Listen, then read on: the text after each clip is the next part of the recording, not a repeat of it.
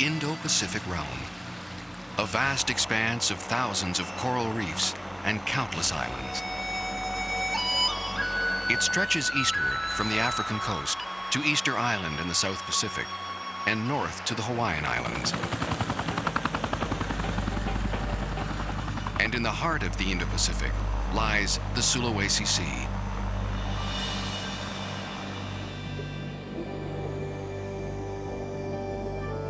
It's estimated that over 3,000 species of fish inhabit these tropical waters, the richest diversity of marine life on the planet. Today, we'll travel to Malaysia and the northeastern tip of the island of Borneo. We'll explore the remarkable coral reefs of the Sulawesi Sea and the remote islands of Sipadan and Mabul. We'll study the fascinating inhabitants of the island's waters, including endangered sea turtles and massive schools of jacks and barracuda. We'll also examine the challenges facing this troubled region as human populations explode, and document some of the destructive fishing practices that decimate these pristine reefs. Today, on Undersea Explorer.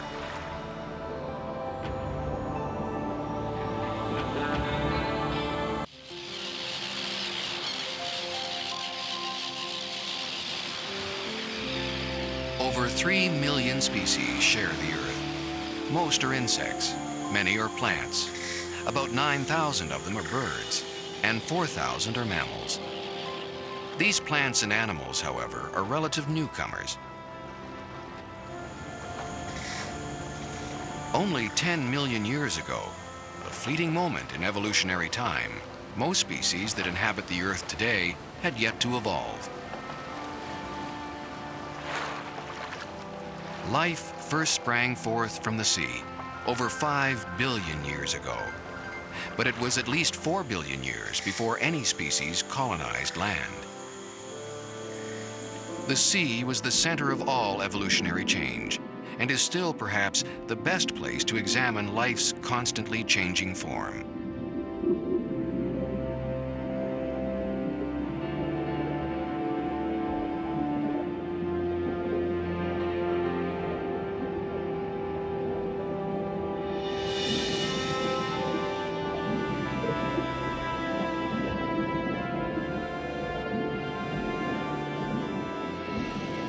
We tend to forget that the sheer number of species here far outstrips anything found on land. From shallow coral reefs to the deepest ocean abyss, the sea provides a broad diversity of habitats for evolutionary change.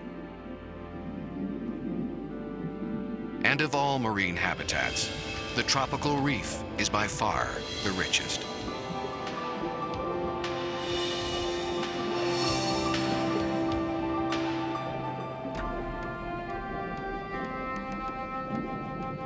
These complex ecosystems develop in warm ocean waters of the world, forming a wide belt around the equator that stretches from 30 degrees north to 30 degrees south. But coral reefs cover only 0.1% of the Earth's surface, roughly 600,000 square kilometers. Comparatively, rainforests cover over 10 times that area. Yet like rainforests, coral reefs rank as one of our most complex, diverse, and valuable ecosystems.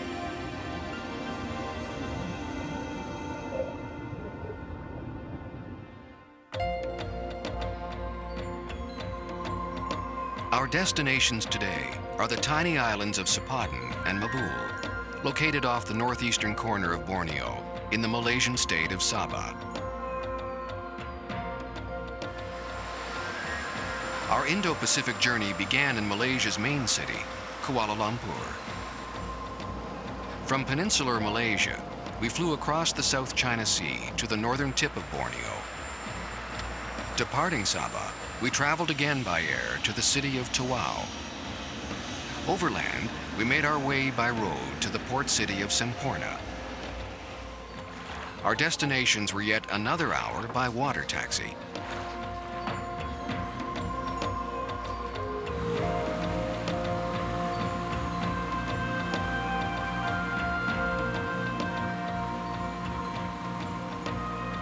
After 2 full days of traveling, we finally reached our first destination, a tiny 40-acre island called Sapadin.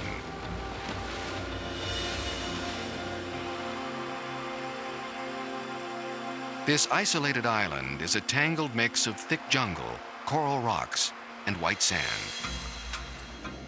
The island is the peak of a long-extinct volcano that rises up from the seafloor. Just offshore, a vertical wall plummets over 3,000 feet to the ocean bottom. The intensity and variety of reef life here is staggering. Acres of coral buzz like a giant beehive of frenzied activity. All sorts of living things seek permanent or temporary refuge from the vast emptiness of the open sea. Dense schools of trevally jacks and chevron barracuda circle the island.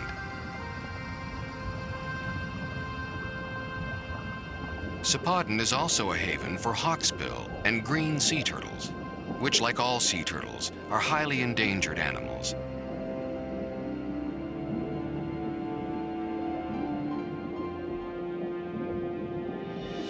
The waters of Southeast Asia surrounding Malaysia, the Philippines, Indonesia, and New Guinea are particularly rich in marine life. They host an astonishing array of species, over 3,000 varieties of fish alone, and countless invertebrates. By comparison, the Great Barrier Reef houses only 1,300 species of fish. By the time you reach Hawaii on the northeastern edge of the Indo-Pacific, there are fewer than 400 species.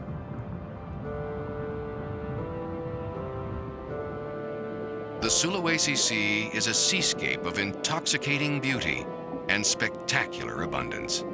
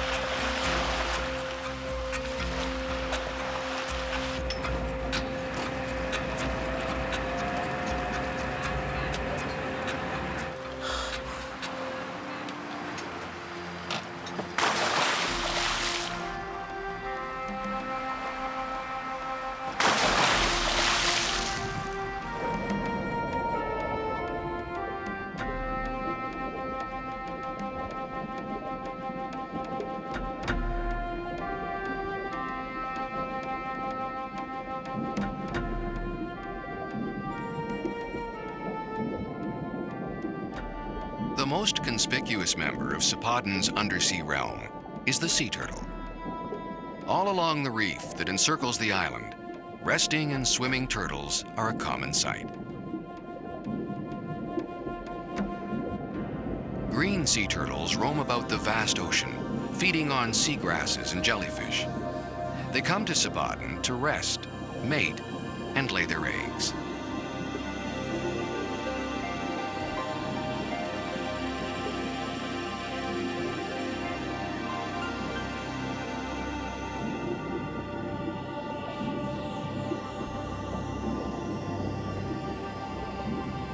Hawksbills are generally smaller and are thought to lead more sedentary lives, taking up permanent residence along Sapadin's reef.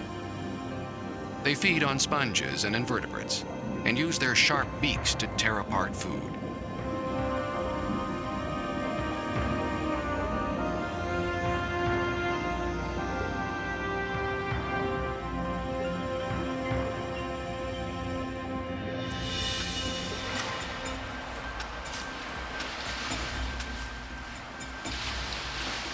Females of both species nest throughout the year on the island's beaches, struggling ashore at night on the incoming tide.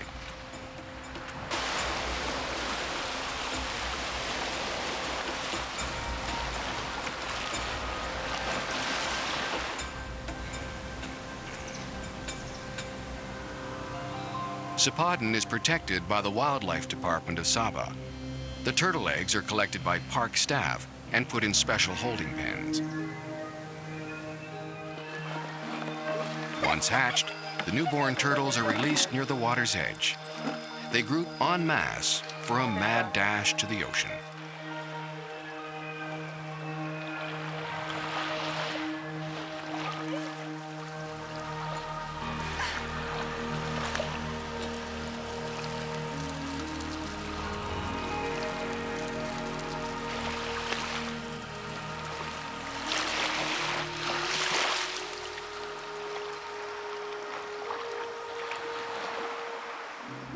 With no parental guidance, the turtles rely solely on instinct. Even with a helping hand, only a fraction of 1% will survive to maturity.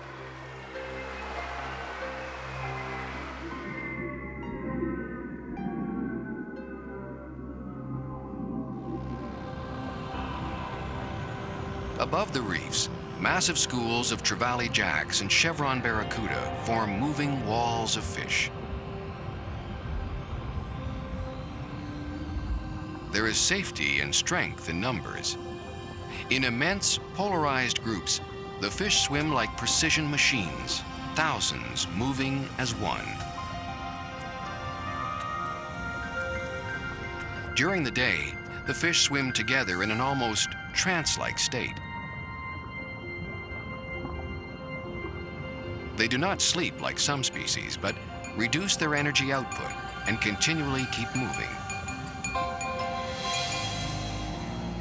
At night, the schools disperse and individuals venture into the open sea to feed. At dawn, the schools reform and begin their daily ritual all over again.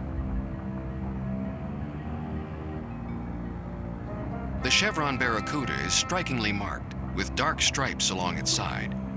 They are slim and streamlined predators. Trevally jacks have a slender tail base to reduce drag and a deeply forked tail that facilitates speed.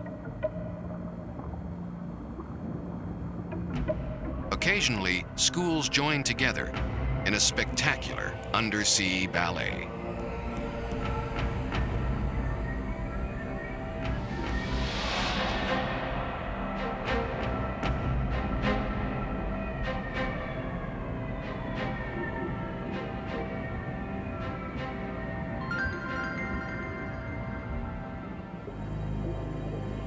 Another large schooling fish is the humphead parrotfish.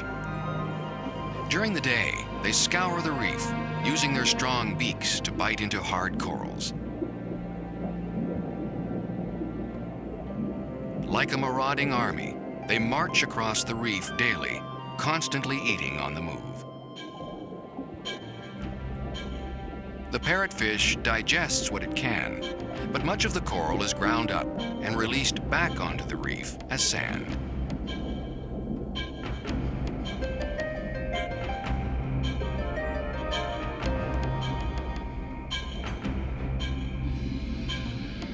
The apex predator of these reefs is the white-tip shark.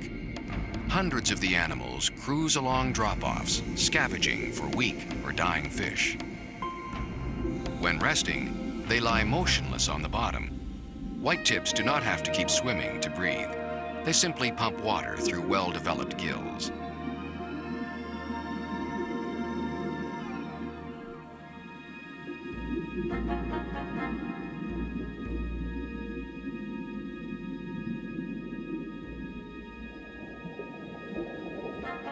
Another fascinating predator is the lionfish. This beautiful and bizarre species has highly venomous spines. Each spine acts like a hypodermic needle that's connected to a venom sac at the base of their fins. Toxic venom can be injected into a potential predator or even an unwary diver who ventures too close. The message they convey so clearly with their striking colors and strange appearance is, do not touch.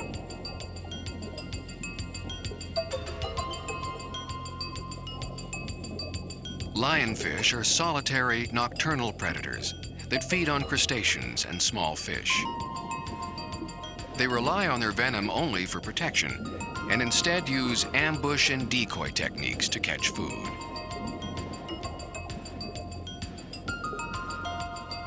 At night, they took advantage of our lights to stalk small fish with lightning-quick speed.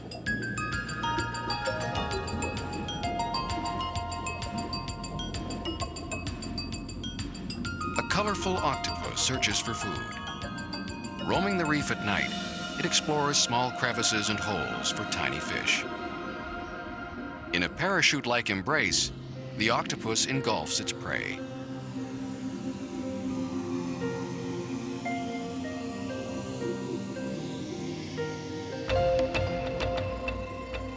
Batfish are a graceful creature that are easy to recognize because of their flattened appearance and elongated fins. They are extremely friendly and curious fish. Occasionally, an individual may even bond with a sea turtle or diver, following them wherever they go.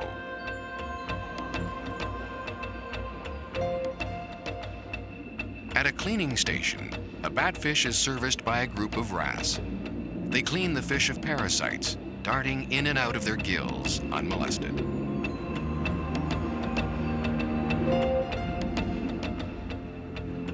One of the most striking residents of these reefs are clownfish, or anemone fish. They receive their name from a special symbiotic relationship with the fish-eating anemone.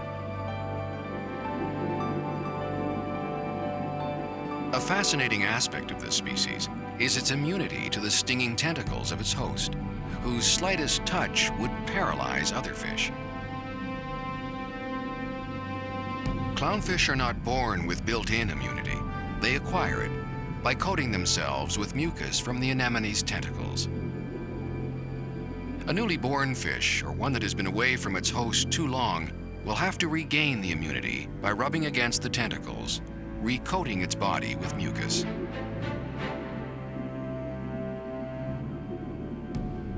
It appears to be a one-sided relationship. The clownfish is given both protection and shelter. The benefits they extend to their hosts are not so clear, although clownfish do provide some housekeeping duties. A clownfish is never seen without an anemone, but an anemone can survive quite happily on its own.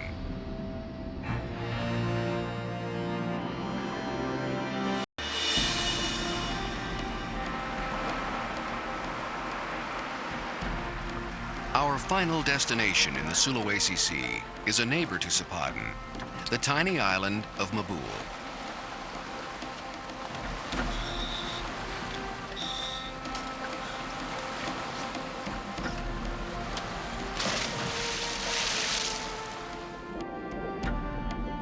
Although the island does not boast sea turtles or the large schooling fish of Sipadan, Mabul is known for another very special attribute: its rare and unusual collection of reef fish and invertebrates.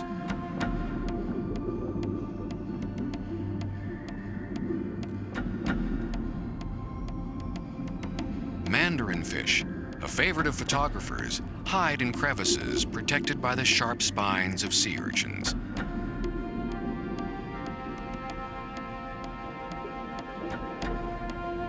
Villainous-looking moray eels take shelter in coral heads and crevices.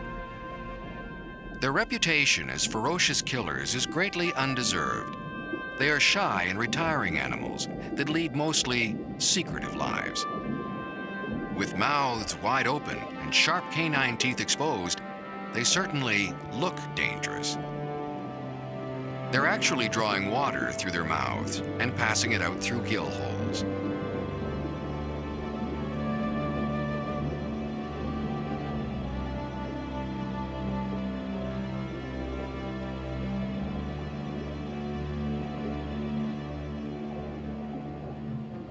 Garden eels sway in the light currents, picking small animals from the water column.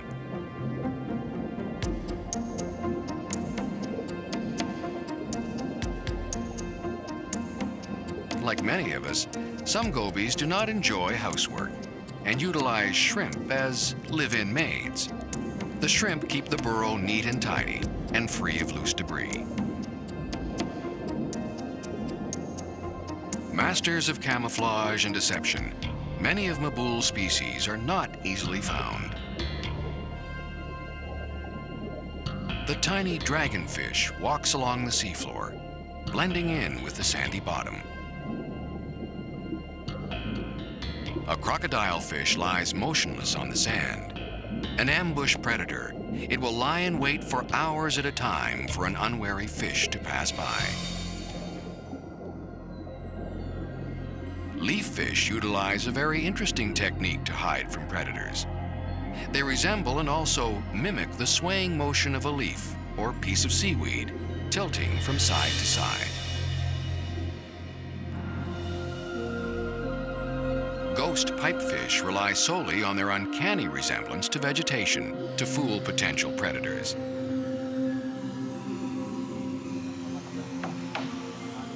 One of the challenges facing this remarkable marine environment is an ever-increasing human population. Diminishing returns have forced fishermen to resort to drastic means in their quest for fish. Using only a glass bottle, some fertilizer, diesel fuel, and a crude fuse, impoverished fishermen simply bomb the reef.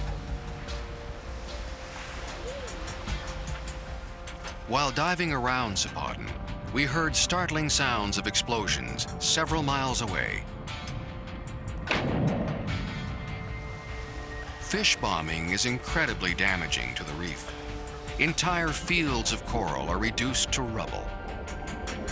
The explosions kill everything in sight, but only a small fraction of the fish are ever brought to market. Most of the fish sink to the bottom. From Southeast Asia to South Florida, the intricate and complex community of the coral reef shows grave signs of decline. Coral reefs, the rainforests of the sea, are one of the Earth's most precious natural treasures. We, the users and beneficiaries of their remarkable resources, must do all we can to preserve them in good health, for us and for future generations.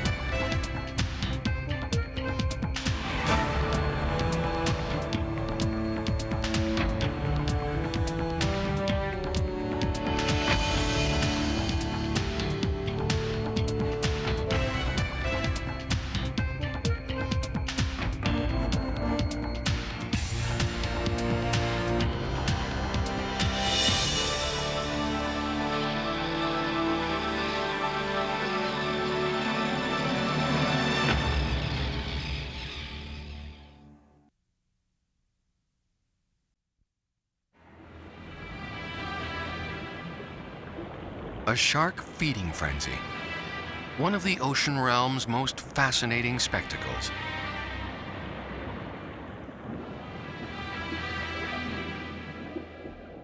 Dozens of hungry animals slash and tear at their prey with razor-sharp teeth.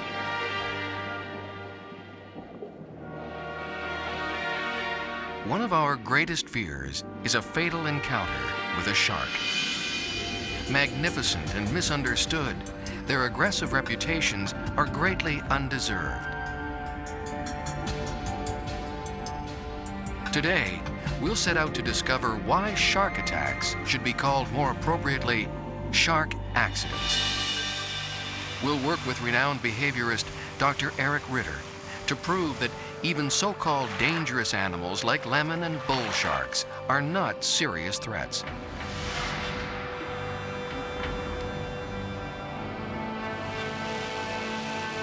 We'll travel to the northern Bahamas for a remarkable encounter with over 100 large sharks.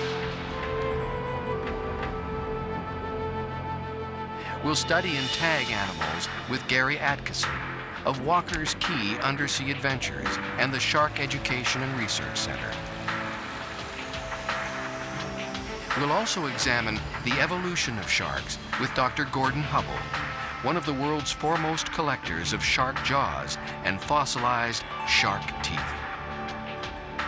Today, on Undersea Explorer.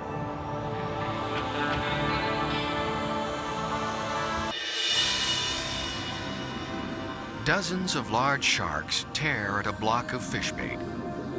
Their fearsome jaws and aggressive behavior stir a man-eater image.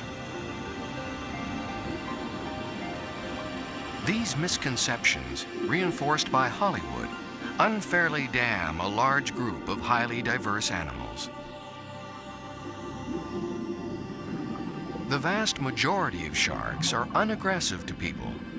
Serious assaults worldwide number less than 100 per year, with only a handful of fatalities. No creature on Earth has a worse and perhaps less deserved reputation.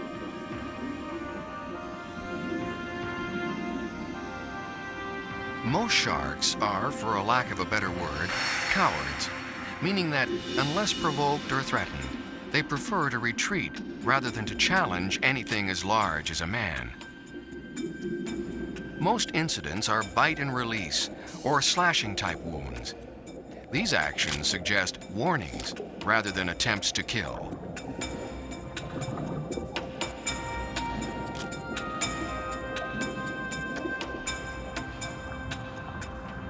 Objects of fear and fascination, sharks have inhabited the seas for hundreds of millions of years, among Earth's oldest living creatures. Since our own appearance a mere few million years ago, man has undoubtedly been intrigued by these remarkable animals. This is a tooth from a big megalodon, the so-called megatooth shark that existed from 15 million years ago to around 2 million years ago. And this is one of the biggest ones that I know of in existence. This animal lived up until around 2 million years ago, as near as we can tell. And when you think about that, that would be contemporary with some of the early human-type critters that inhabited the Earth. You can just speculate that people, at least the animals that resembled people back then, did not go to the beach to swim very often, and if they did, they may only have gone once. This shark would probably have reached 60 feet in total length, maybe even a little more. Dr. Gordon Hubble is one of the world's foremost experts on shark evolution. His remarkable collection of fossilized shark teeth and restored jaws is unparalleled.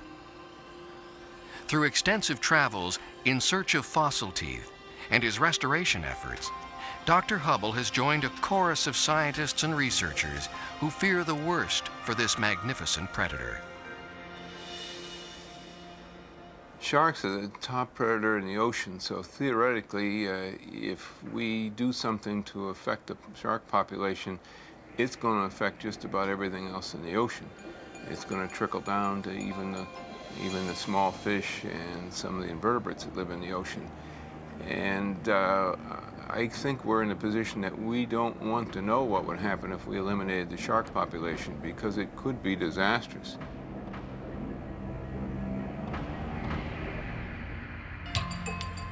In order to more closely study sharks in their natural habitat, we traveled to tiny Walker's Key, a remote island located at the northernmost tip of the Bahamas.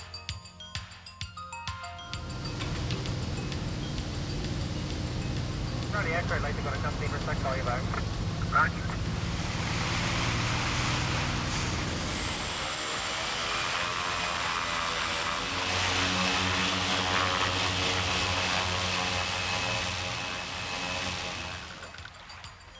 Walker's Key has been a renowned sport fishing and cruising destination for decades.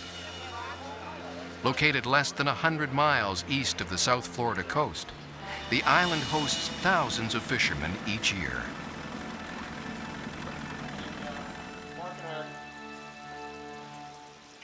Seizing on the availability of fresh fish carcasses, Gary Atkinson of Walker's Key Undersea Adventures found a novel means of recycling normally discarded fish parts.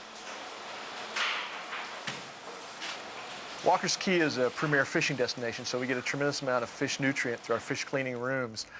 Subsequently, one day my staff came up to me and said, Gary, whenever when we go down to dump the carcasses at the end of the runway, the sharks hear the trucks coming and they gather. Well, I took a look at this and was astounded by it, and I thought, well, it'd be a natural progression then to relocate it out to the reef, and subsequently that's what we did. We started saving the carcasses, packing them, created the chum sickle.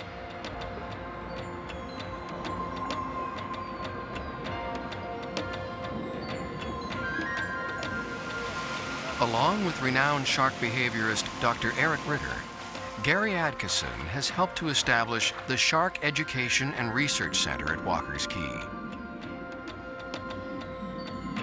One of their main goals is to enhance awareness of the shark's plight through interaction with the animals in their natural habitat. I think it's so vitally important that people learn as much as they can about an animal that is really misunderstood. The reason we do what we do is it's a myth exploder. People suddenly realize that, gee whiz, I'm down here with 100 animals and I'm safe and they could care less that I'm here. And they walk away with a whole different, rich experience than they ever thought they'd get when they first arrived here. That's the seed you're planting out there, because they're going to tell other people, and the sharks have a bad rap as it is anyway. And I feel like our job here is to let people know that they're not the bad guy people have made them out to be.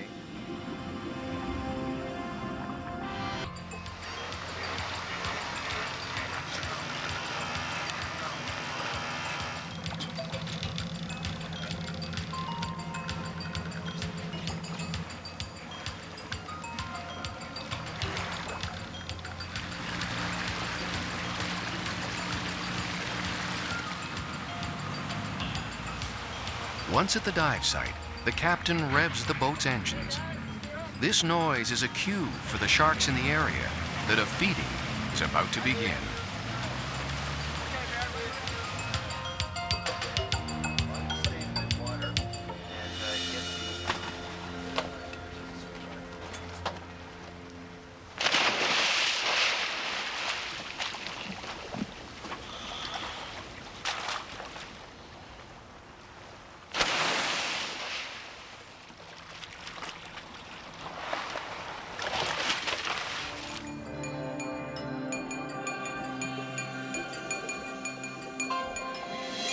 As the frozen block of bait sinks to the bottom, only a few sharks appear to be interested.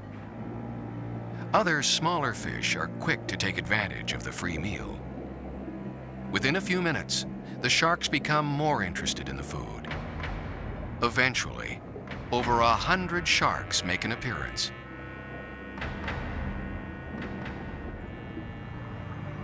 The sharks are conditioned to feed from the chum ball and do not associate divers with food.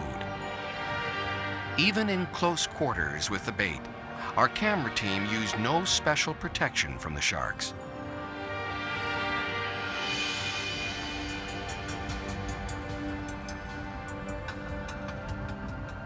Once thought to be set off by a single drop of blood, the infamous feeding frenzy may instead be incited by several different stimuli. The head-shaking actions of other sharks and the vibrations of the first animals to feed appear to excite many of the sharks.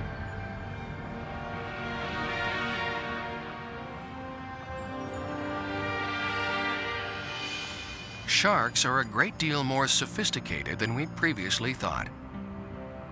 We now know that they have a higher sensitivity to electrical fields than any other animal, the most remarkable detection system in all of nature.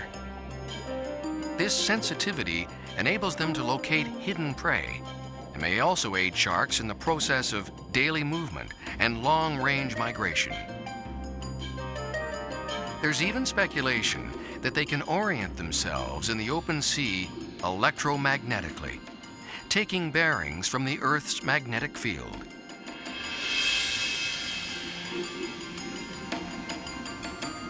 More recent research on sharks' brains, sensory systems, and behavior contradict many popular misconceptions of sharks. They are certainly not unpredictable eating machines with nothing more than a good sense of smell. The feeding at Walker's Key has proven that sharks are capable not only of learning, but also of retaining data. When regular shark feedings are discontinued, even for weeks at a time, the same animals routinely return to the site as if there was no interruption. This suggests that the animals are able to learn and remember. As the chum ball wears down and eventually falls to the bottom, the sharks vie for position with the remaining morsels of food.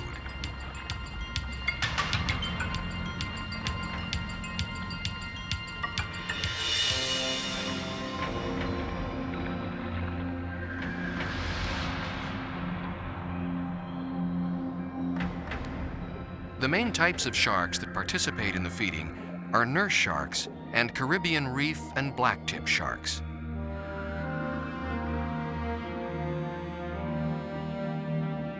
This reef shark has a few hitchhikers along for the ride.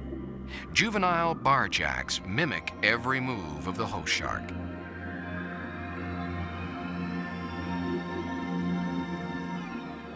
They ride along for protection because right behind the shark are larger jacks, just waiting for one of them to stray from the pack.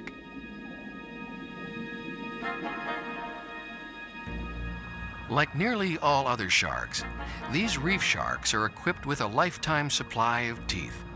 Each one is quickly replaced when it falls out or works loose.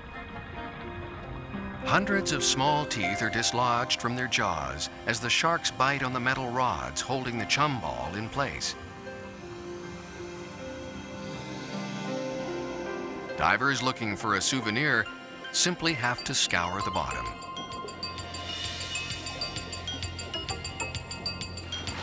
Yeah! That was wild. Must have been 100 sharks down there. Gray reef, blacktip sharks, lemon, a couple of nurse sharks. Some people have criticized the feeding of wild animals, and in some cases I have to agree with that. In this particular situation, we were very cautious in what we would do, and in the feeding situation, we knew that we've got 100 sharks. We could never supply enough nutrient to support a 100 shark population, nor did I want to. What we wanted to do was create a situation that would give the animals a focus so that we could interact with them and study them. One of the fringe benefits of these regular shark feedings is that they are wonderful opportunities to study the animals. Gary Atkinson and behaviorist Dr. Eric Ritter have mounted an intensive tagging and research program on behalf of the Shark Education and Research Center.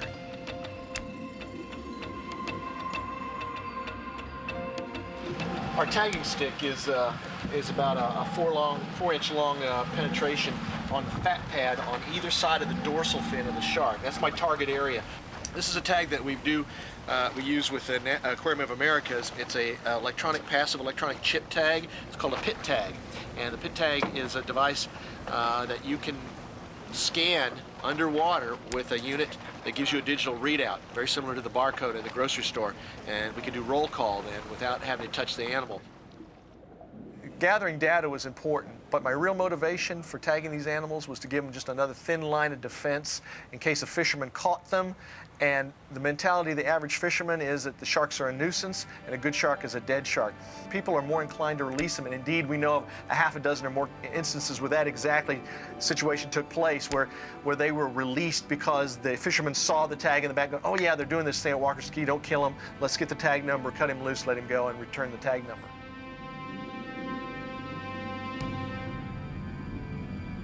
Dr. Ritter and Gary Atkinson demonstrate a unique phenomenon called tonic immobility.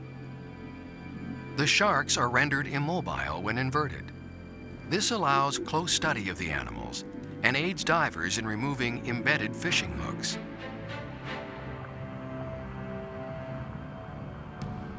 It's important to realize that in the Bahamas, just for the economy of this country, that animal is worth far more alive than he is dead. My animals, since I have well over 100 of them, are probably worth about $10,000 to $15,000 a piece annually in tourist dollars that are brought into the local economy here. Whereas if that animal's killed and his fins are hacked off, he's worth a few dollars one time. That's it.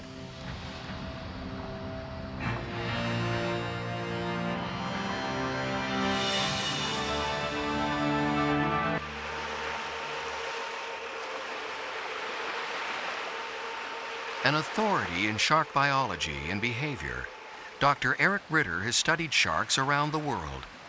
He's come up with several interesting theories about their behavior.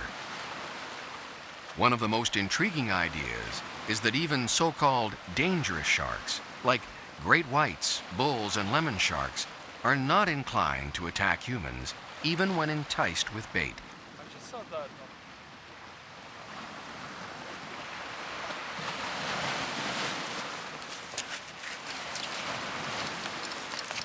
In a unique experiment at Walker's Key, Gary Adkison and Dr. Ritter attracted a handful of large lemon and bull sharks to shore with repeated feedings.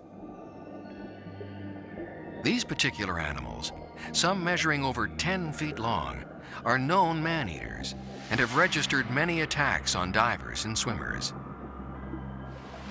Eric's theory is that these notoriously aggressive sharks will not attack humans, even when provoked with food.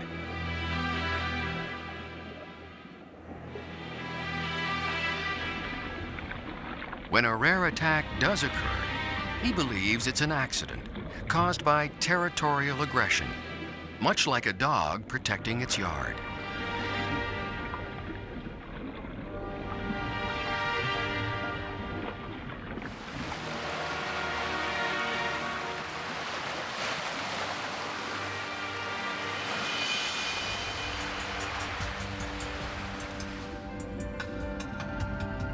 After only a few minutes of chumming with fish carcasses, a few small nurse and reef sharks appear in the waist-deep water.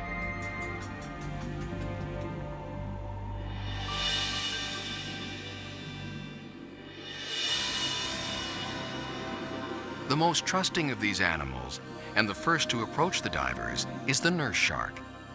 These relatively harmless fish have very small mouths and suck in their food.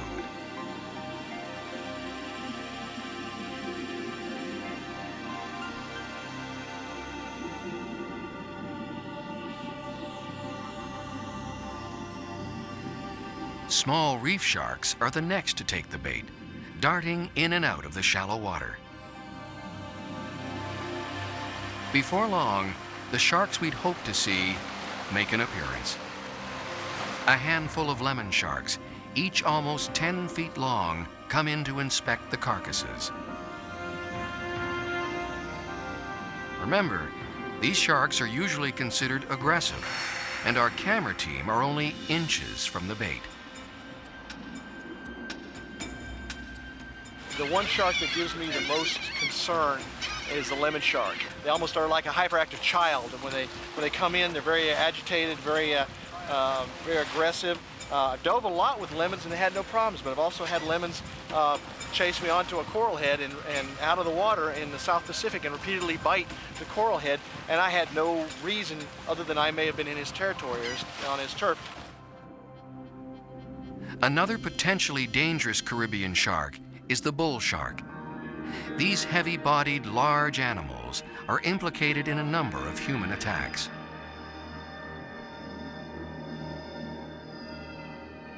The remoras that hitch a ride with the sharks seem to be a greater threat, approaching within a few inches of the camera.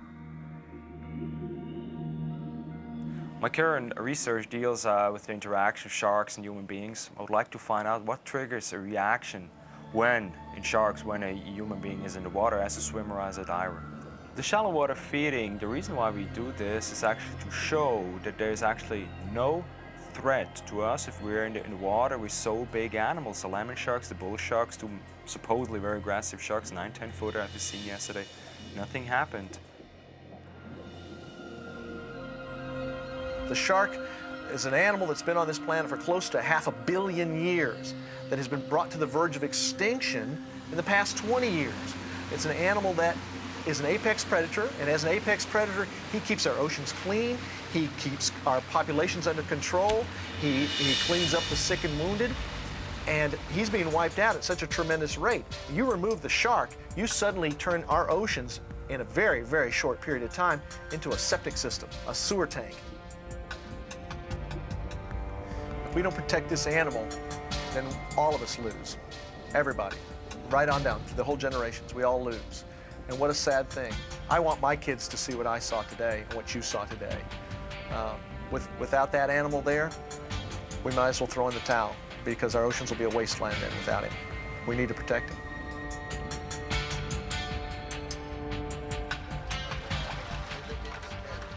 When we consider the extreme rarity of shark attacks, maybe we should question our right to kill millions of them each year.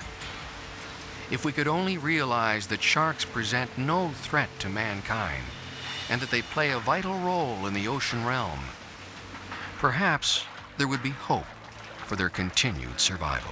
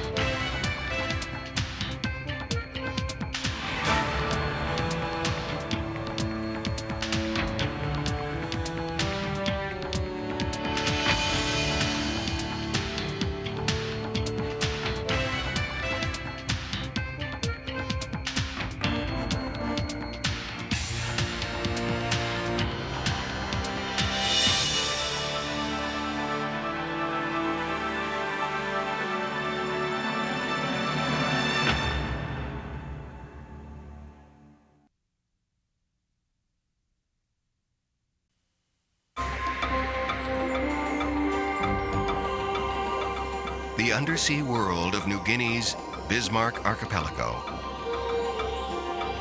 one of the ocean realm's richest marine environments.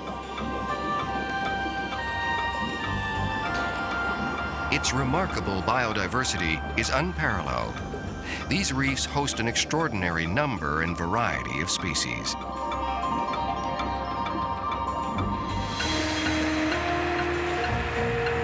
Today, we'll explore the fascinating waters of New Guinea's Bismarck Sea. Here, we'll study a tropical coral reef ecosystem and its intricate web of life. We'll examine several poisonous fish and learn how their toxins affect our nervous system. And witness the astonishing behavior of cephalopods, like the octopus and cuttlefish.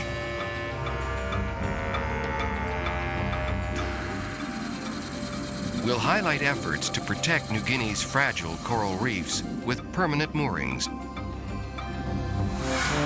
And finally, we'll reflect on one of World War II's most destructive battlegrounds and the relics left behind on the ocean floor of New Guinea. Today, New Guinea is the last in a chain of islands lying between Southeast Asia and the vast Pacific Ocean. In September 1994, major volcanic eruptions buried the scenic seaport of Rabaul in several feet of ash.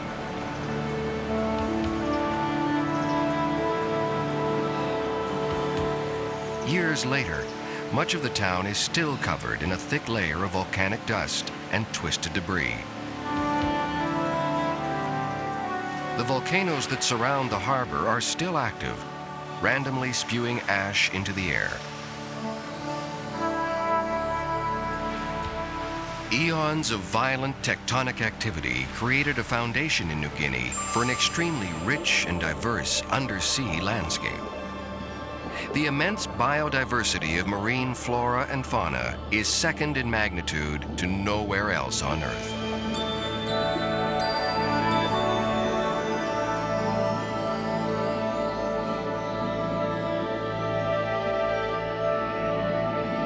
Over time, volcanic action has formed countless undersea mountains, pinnacles, and reefs, many of which lie just below the surface. Nutrient-laden waters, fed by geothermal action, rise upward, fostering a rich smorgasbord of tiny marine animals. These planktonic species form the first link in a thriving marine food chain.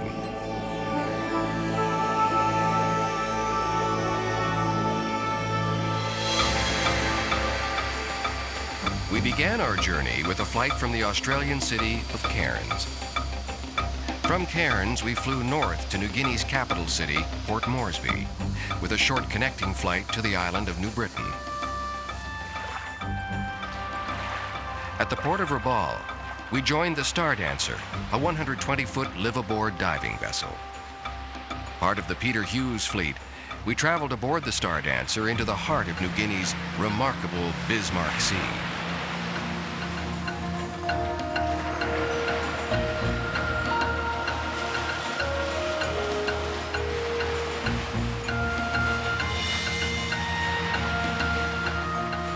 The Bismarck Sea is one of the last pristine undersea realms left in the world. With relatively little industrial development and no commercial fishery, New Guinea has a marine environment almost untouched by man.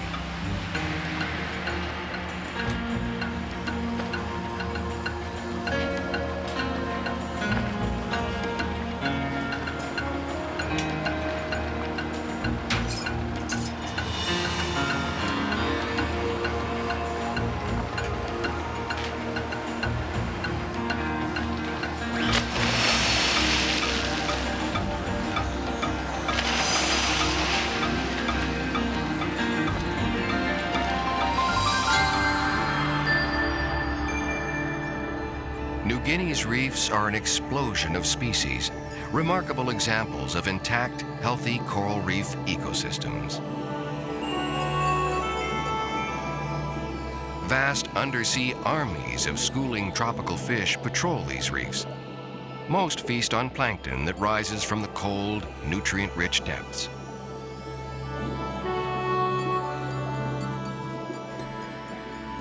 The smaller fish hover close to the corals for protection from larger predators, darting into the water column to feed only when the coast is clear.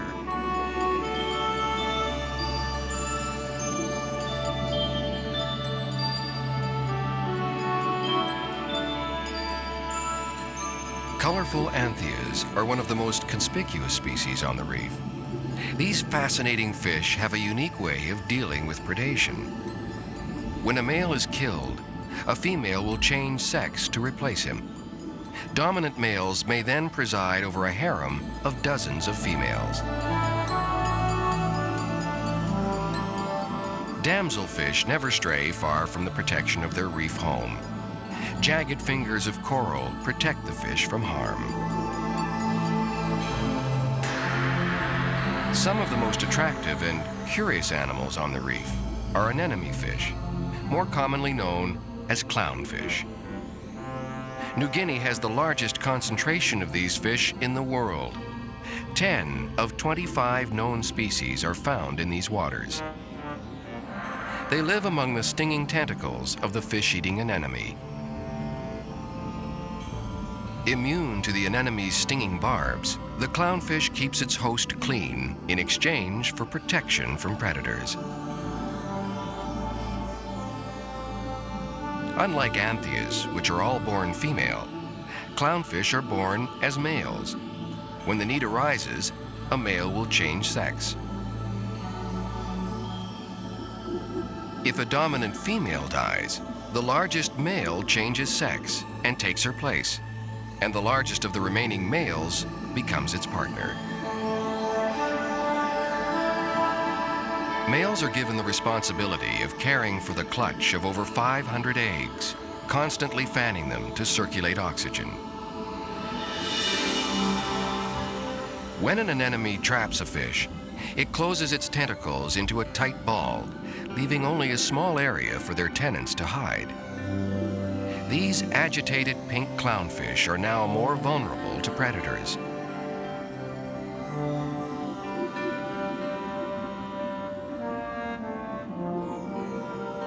Larger plankton eaters stray higher into the water column.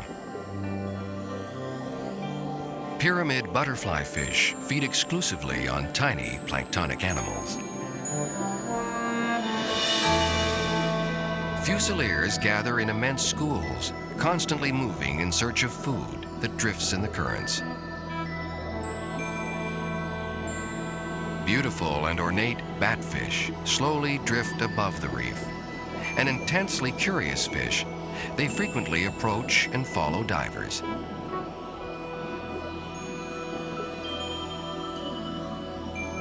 Closer to the top of the food chain, larger and faster predators are on constant patrol. Bluefin trevally jacks are one of the fastest hunters, capable of lightning-quick speed.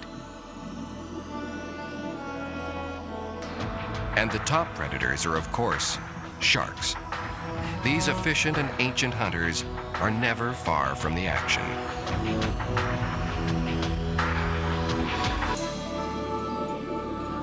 Back on the reef, countless invertebrates filter the water of plankton. The giant clam can grow to hundreds of pounds. It continually siphons seawater of microscopic animals. Crinoids, more commonly known as feather stars, are some of the reef's most colorful residents. Every hue of the rainbow is represented with this distinct species. Gently waving in the current, feather stars efficiently trap tiny animals as they drift by. No other fish or animal is known to feed on feather stars.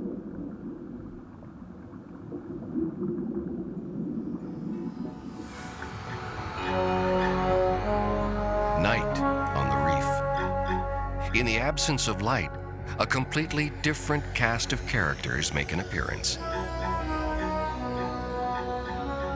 Menacing moray eels roam about the reef, searching for sleeping fish.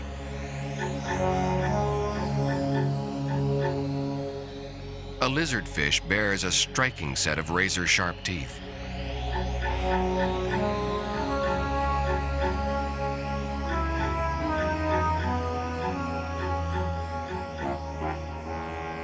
Probably the most bizarre and intelligent of the night creatures are the cephalopods, more commonly known as octopus, squid, and cuttlefish.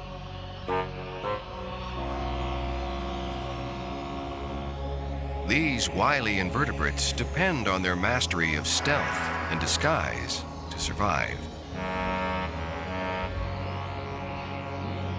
The octopus has a larger brain size to body weight ratio than any invertebrate. They are believed to have a level of intelligence similar to that of the common cat. High praise indeed. True masters of disguise, octopus, squid, and cuttlefish are able to change color and appearance in an instant. They can also alter the texture of their skin, mimicking the underlying reef, or even a diver's hand. A cuttlefish demonstrates this remarkable ability.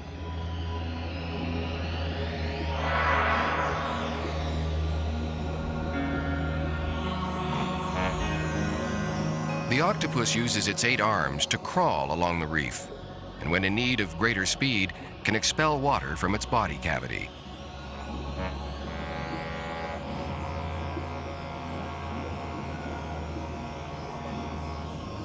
Cuttlefish use fins that completely surround the edge of their body and, like the octopus, can also use expelled water as a means of propulsion.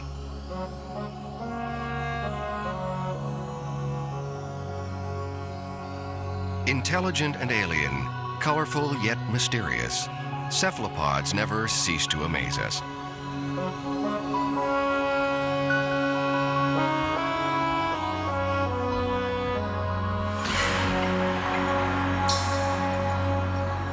Of all the predators of New Guinea's reefs, the family Scorpinidae, more commonly known as stone, lion, or scorpion fish, are the most venomous. All have dorsal spines that, when touched, discharge a poison virulent enough to cause at best severe pain and at worst death.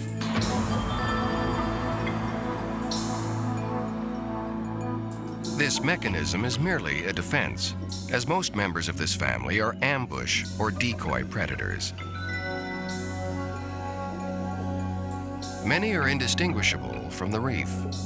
They lie in wait patiently for an unwary passerby who veers too close to their cavernous mouth.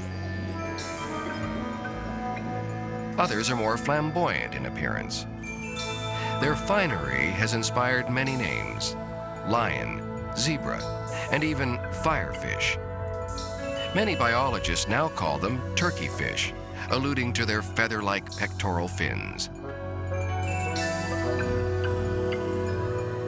With all its frills, the slow-moving fish should be an easy mark for predators.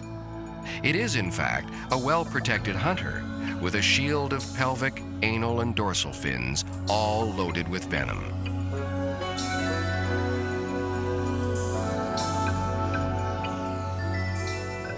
The demon stingerfish has pectoral fin rays covered in hard cuticles, which allow it to walk along the bottom.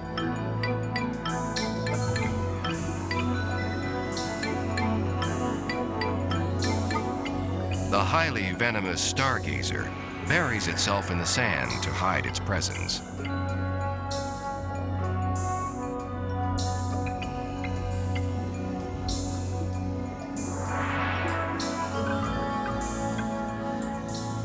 Perhaps the most ornate of the scorpion fish, the Rhinopius, is easily one of nature's most eccentric creations.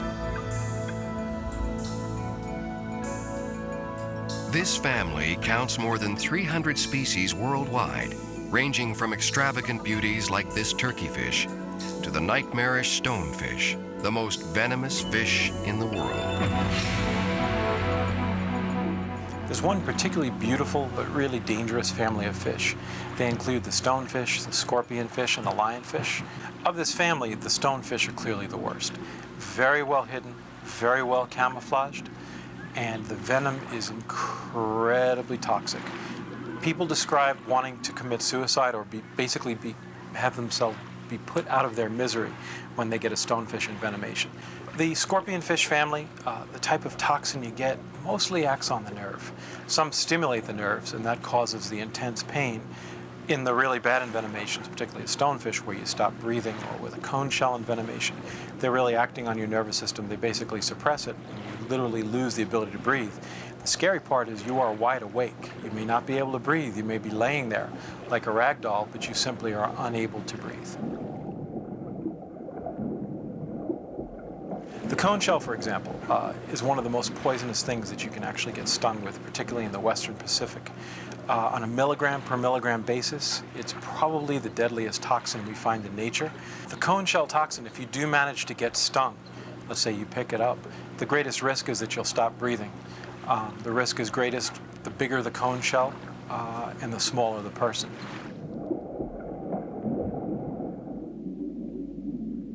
Of all the snakes, sea snakes have some of the most potent venom we know of. Very neurotoxic. Doesn't damage your tissue the way a rattlesnake bite does, but very neurotoxic. Again, if after a significant envenomation, you just very peacefully lose your ability to breathe.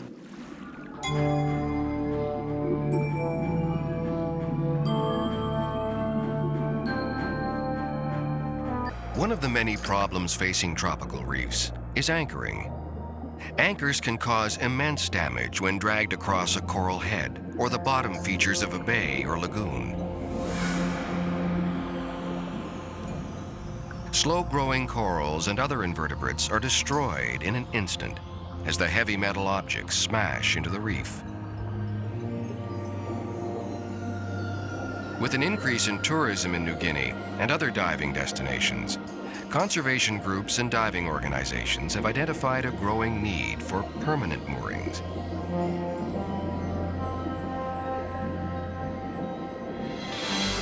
With a mooring pin like this stainless steel ring, larger vessels can safely tie on to a reef without causing any serious damage.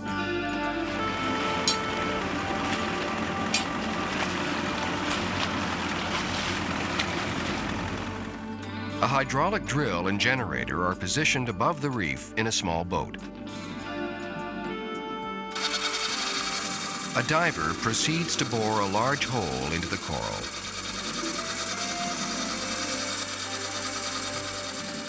Powered by water pressure, the drill slowly carves into the reef.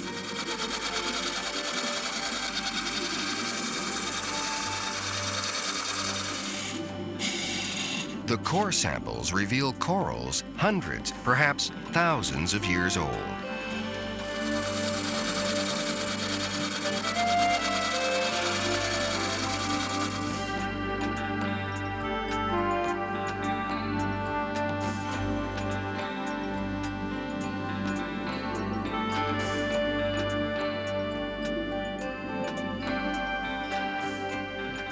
Quick-setting cement is brought from the surface to seal the pin in place. In only a few hours' time, the mixture hardens and a coral reef has a new permanent mooring pin.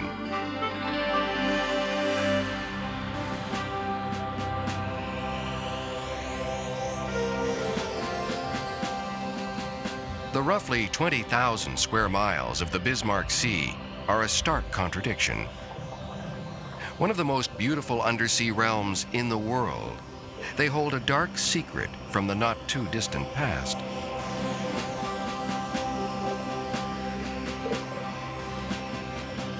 In the early years of World War II, the waters of eastern New Guinea were some of the most active, tumultuous, and lethal on Earth. Thousands of ships and aircraft were lost in fierce fighting between the Japanese and the Allies. Countless souls were lost in these placid seas.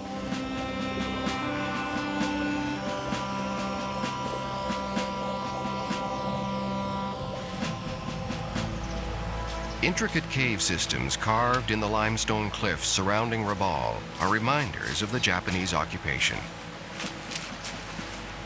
As soon as the war was over, the Bismarck Sea was all but forgotten.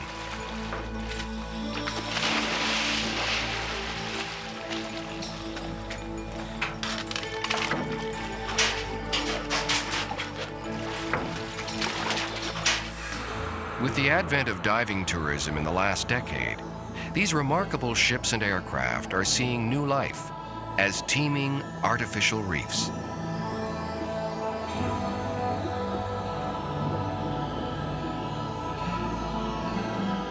The Mitsubishi biplane, even though it's been in the water for over 50 years, it's still in remarkable condition.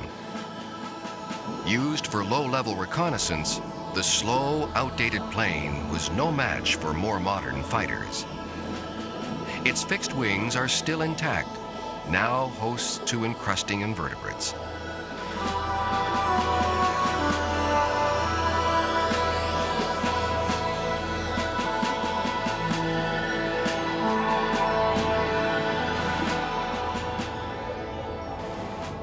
These battle tanks were found beside the tattered remains of a sunken barge.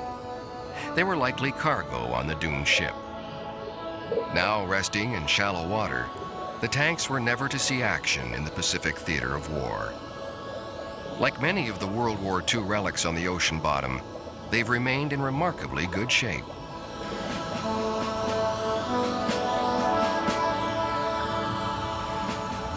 This merchant ship was bombed from the air by American fighters. Her captain, sensing that the ship was destined to sink, tried to ram the bow into the shoreline. Most of the crew were able to swim to safety, but the hull slid down a steep wall, finally stopping in almost 200 feet of water. Tattered relics and debris now litter the rusting decks of the ship.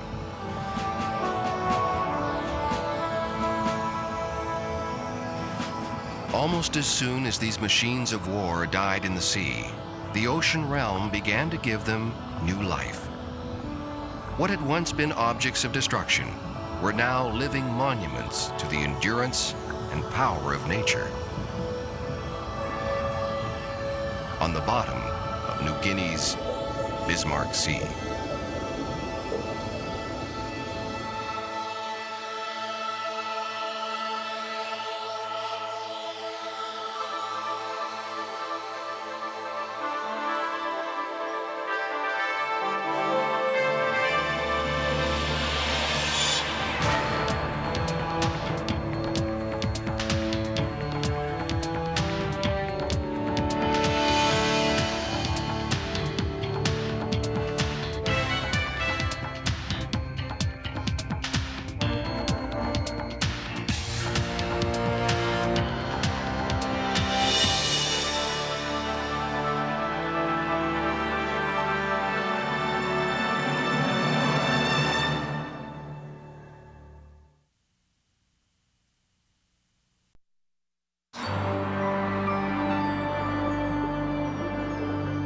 A teeming metropolis in a turquoise sea, a coral reef surpasses even the rainforest in sheer diversity of life. These dynamic undersea cities thrive in the warm ocean shallows that band the equatorial regions of the globe. And nowhere are they more spectacular than in the tropical Western Pacific.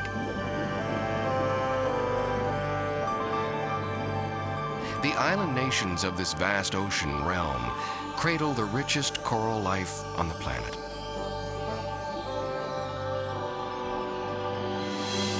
Today, we'll travel to the Fijian Islands to study a fascinating coral reef ecosystem. We'll join the vessel Fiji Aggressor for a one-week live-aboard diving expedition. We'll observe the work of marine biologist Dr. Richard Murphy in a unique coral reef survey and conservation effort. We'll also focus on reef invertebrates, which display a rich palette of colors and designs. And finally, we'll examine the miniature world of nudibranchs, beautiful butterflies of the sea. Today, on Undersea Explorer.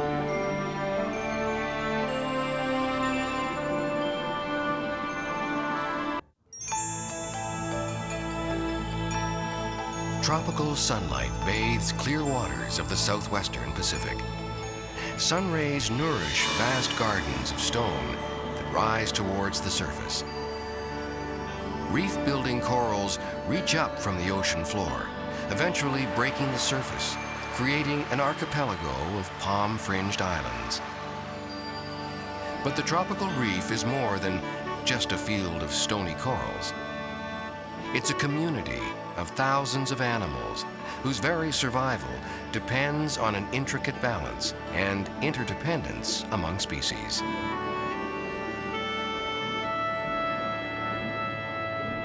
These reefs host an astonishing variety of unlikely partnerships and strange associations.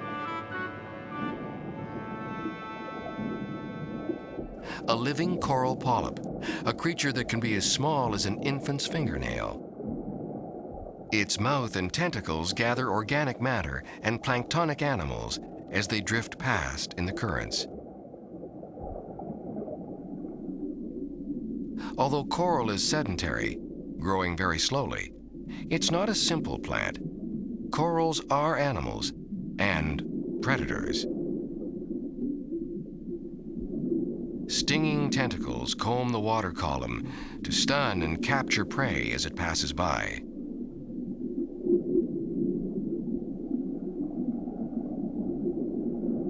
Billions upon billions of tiny coral polyps are the lifeblood of the reef.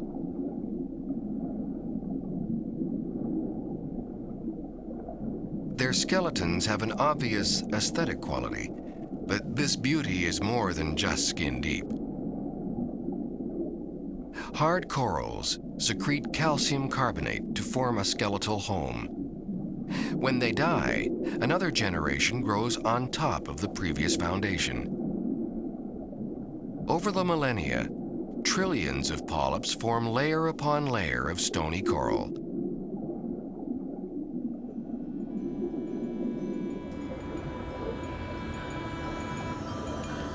It takes millions of years to build a tropical reef of this magnitude.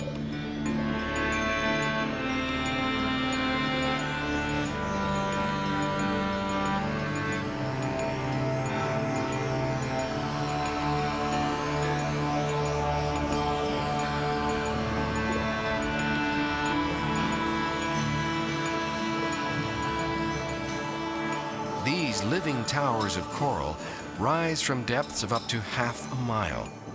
Structures that surpass in scale the architecture of any animals, including humans.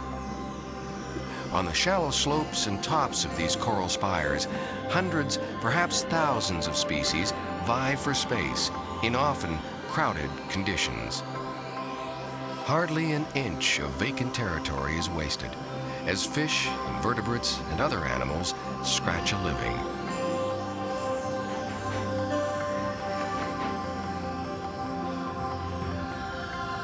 Large schooling predators, such as these dog-toothed tuna and barracuda, ultimately depend upon the smallest reef dweller.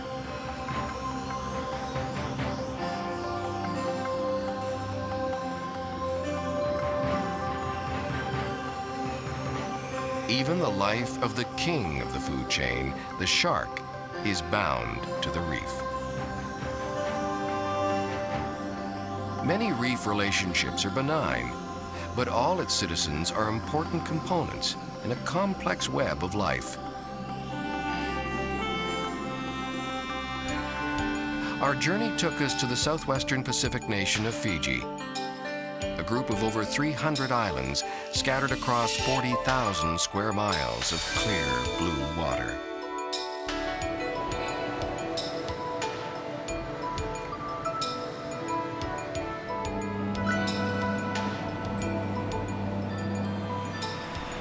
From the port city of Savu Savu, we embarked on an expedition to some of Fiji's most remote coral reefs.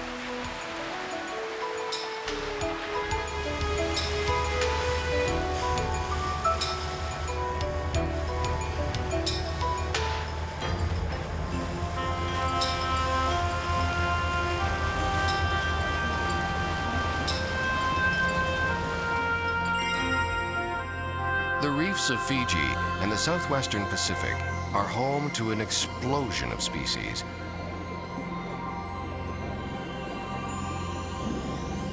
Soft flower corals extend delicate arms into the currents. Blue, pink, purple, orange, all the brightest colors are represented.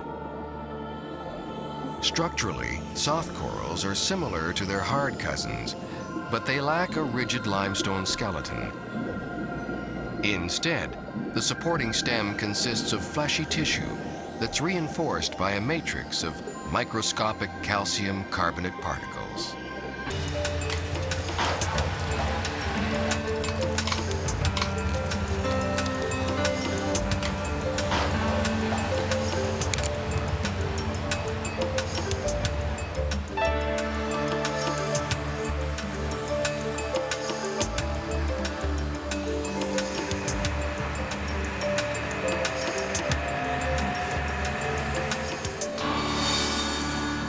In this reef community, displays of pattern and color enable individuals to distinguish between friend and foe.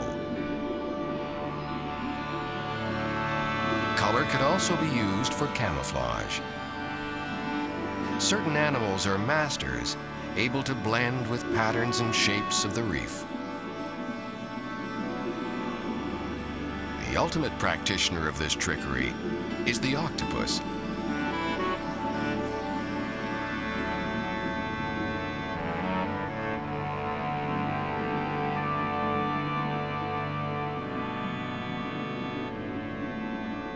This wily invertebrate can match virtually any texture or color of the underlying reef in a heartbeat.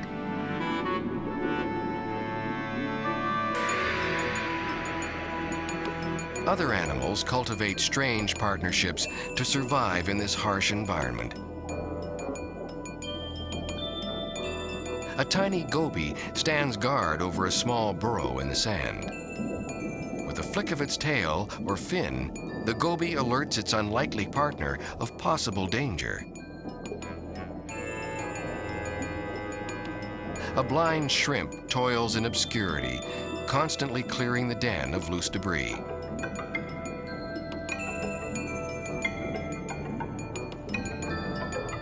At a cleaning station, small wrasse pick parasites and dead skin from larger fish. In return for this service, a surgeonfish allows it to complete its task unmolested.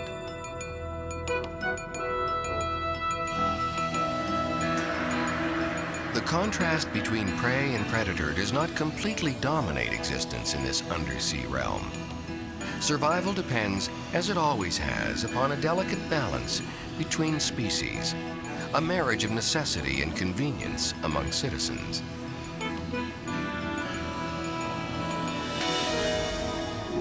In addition to the heavy toll humans take on reefs through pollution, fishing, and other activities, corals have many natural enemies. Several species of fish directly ingest corals for sustenance.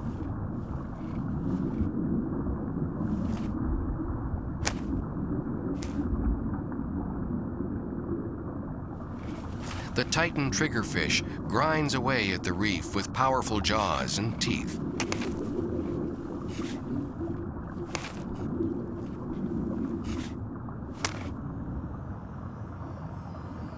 Other grazing giants descend on the corals like a herd of buffalo on the open prairie. 200-pound bumphead wrasse move in legion across stony fields, ingesting coral at an astonishing rate.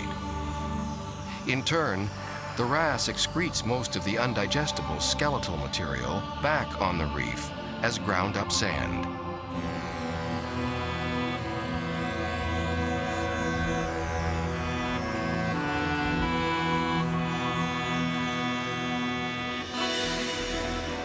Perhaps the most damaging predator of corals is the crown-of-thorn sea star. Population explosions of this voracious pest have wiped out entire reefs. When they're finished, the underlying dead corals are exposed to be colonized by new animals. Periodic infestations of these sea stars are a natural cycle that's probably occurred for thousands of years.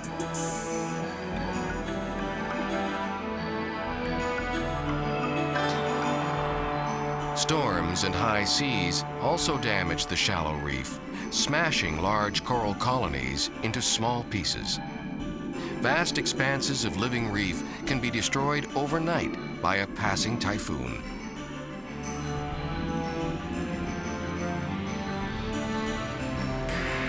Of more pressing concern is a phenomenon known as coral bleaching.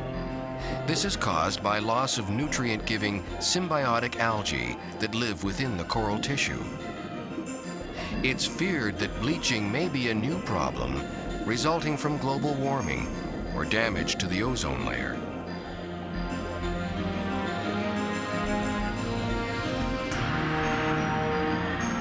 There is a growing concern about the rapid decline of coral reefs in many parts of the world.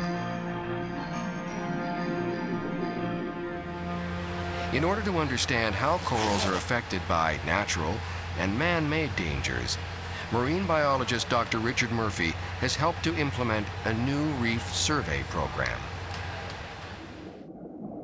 Working with the sport diving community, Dr. Murphy and his colleagues have discovered a novel means of monitoring the health of tropical coral reefs. The Reef-Based Aquanaut Survey is a program that enables the sport diving community to participate in the long-term monitoring of coral reefs. One of the reasons that Jean-Michel Cousteau and I think this program is important is because the scientific community is pretty limited in terms of funds and the number of scientists that are available to monitor reefs. Likewise, in these developing countries, there are very few resource managers also available to do these kinds of studies. Yet at the same time, there's a gigantic infrastructure associated with the sport diving community. So we believe it's important that sport divers participate in this process of better understanding the reefs and ultimately managing them.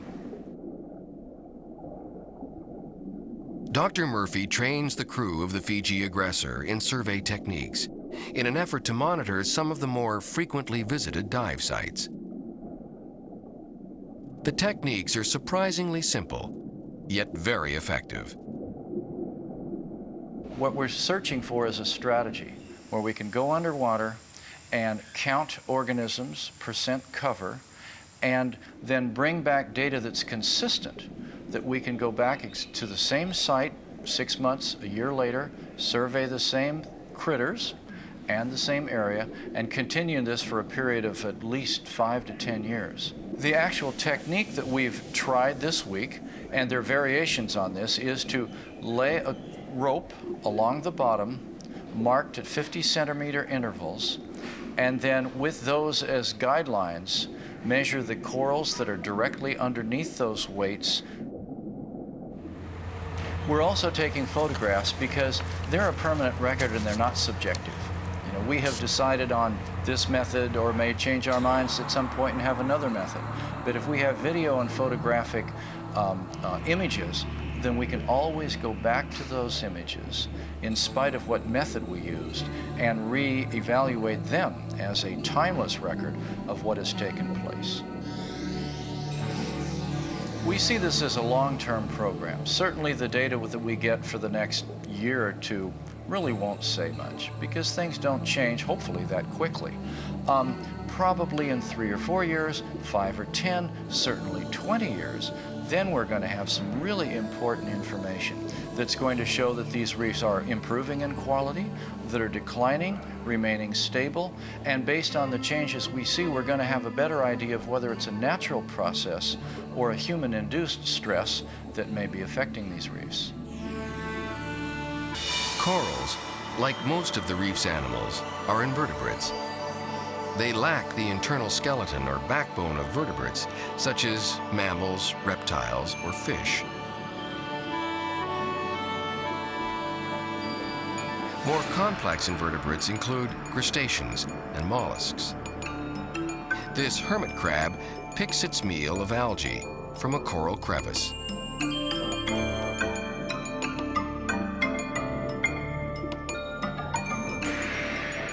Cone shells may look defenseless, but they pack a lethal punch. Barbed harpoons in their mantle contain a deadly toxin.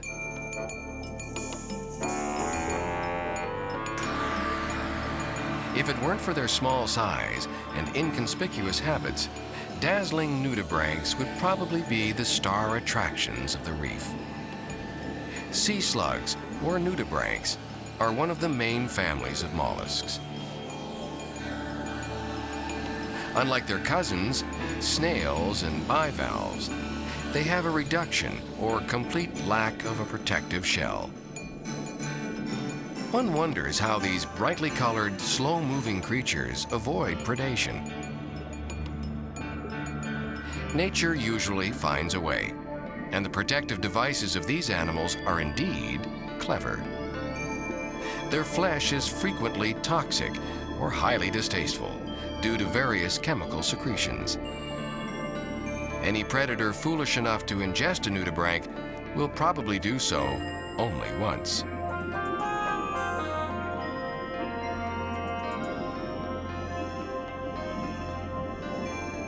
Bright colors and markings serve to warn potential predators of their highly inedible qualities.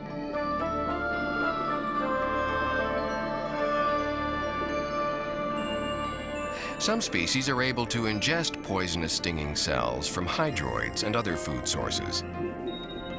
These stinging cells are then transferred to the ends of finger-like appendages. Thus, the nudibranch uses stolen weapons to ward off predators. This species, affectionately known as a tailgater, uses deception as protection. Two of the mollusks lock together to appear much larger to a hungry fish than a single animal. Another strange behavior is exhibited by this species. An imperial shrimp hitches a ride with a more mobile nudibranch. As the mollusk stirs up the sandy bottom, small particles of food are released, which the shrimp feeds on. The crustacean may also feed on scraps left over from its host's meals. Nudibranchs are found in almost all reef habitats. They occur from tide pools to depths of over 200 feet. They feed on sponges, plants, corals, and almost any organic matter.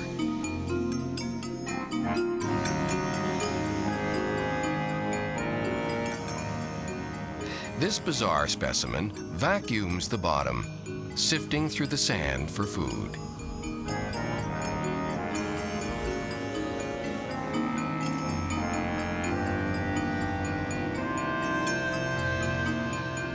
Harlequin nudibranchs have a feathery tuft on their rear. This ornamental appendage is actually a set of gills. Many species utilize this adaptation to absorb oxygen from the water. Both sexes are present in a single nudibranch, but self-fertilization does not occur. Sperm sacs are exchanged during copulation. However, it may take several days or even weeks before the eggs become fully developed and are actually fertilized. The eggs are deposited in colorful ribbon-like strands, often on sponges and other convenient food sources. Perhaps the most beautiful and certainly the largest of the nudibranchs is the Spanish dancer.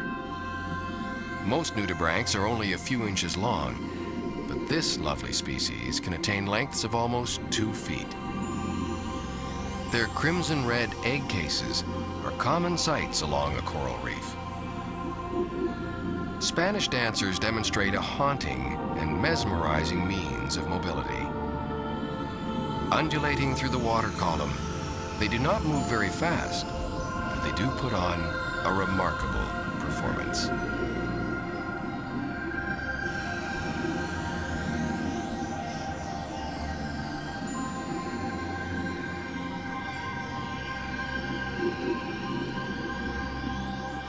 Even the most remote of these South Pacific Island reefs are being rapidly depleted of big fish and predators.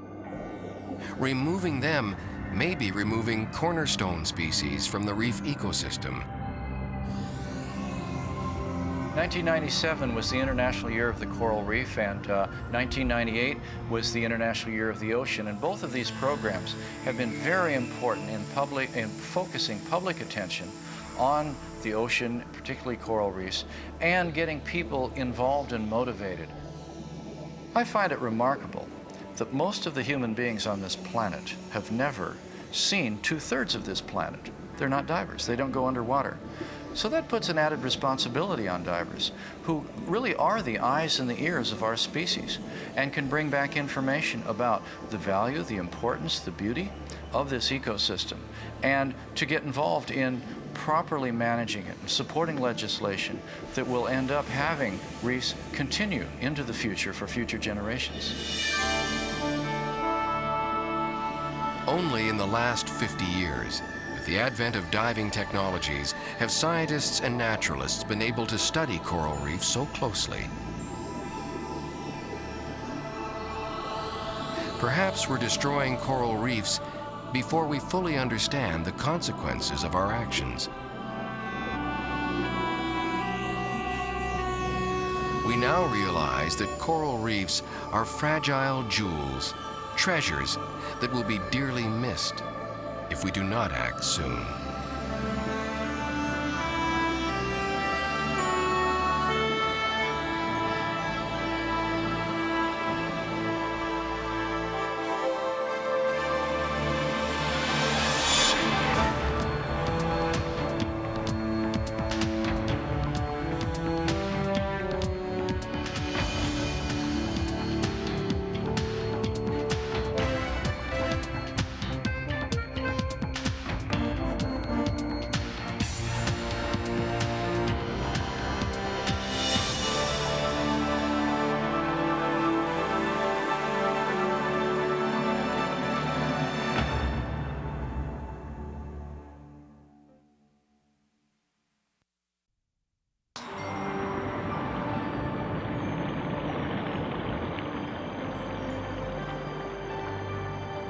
Beneath the cold, nutrient-rich waters of the North Pacific exists a world of astonishing beauty. Dazzling undersea colors and a lush tapestry of marine life are not exclusive to warm tropical reefs. This is the remarkable underwater world of the Emerald Sea. Today, we'll travel to British Columbia, into the heart of this magnificent ocean realm. We'll encounter many different species of marine mammals, including killer whales, white-sided dolphins, and sea lions. We'll observe eccentric and bizarre-looking fish, such as the wolf eel and the menacing six-gill shark. We'll also examine the fascinating world of cold water invertebrates, crabs and crustaceans, colorful anemones, and the giant Pacific octopus. And finally, we'll venture into towering forests of kelp and study how currents and tidal action rule this harsh undersea wilderness. Today, on Undersea Explorer.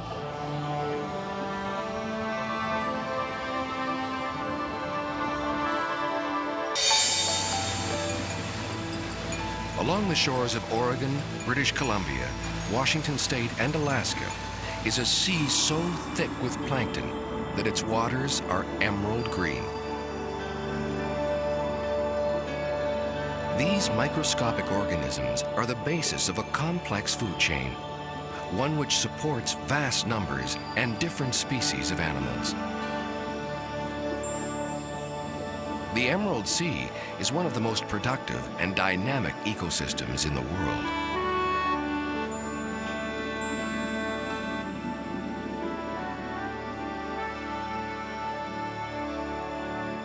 Along Oregon and most of Washington State, the coastline is relatively even.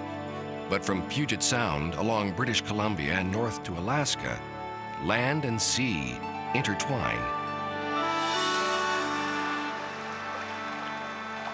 So connected are land and sea that for every mile the crow flies, there are roughly 30 miles of shoreline. Thousands of islands, deep fjords, and a rugged coast together form a scenic paradise unlike anywhere else on Earth.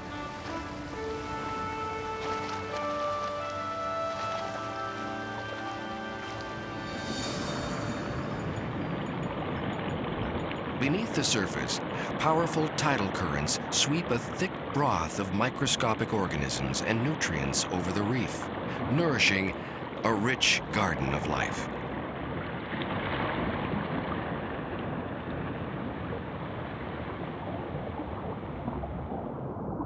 Plankton is swept along with the currents, feeding small invertebrates that cling to the sea floor and rocky slopes.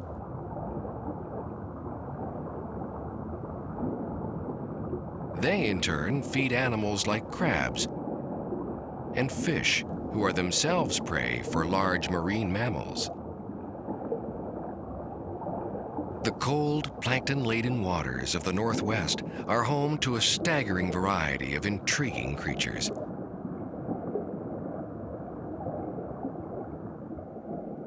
Many are strange and unusual. Others more familiar.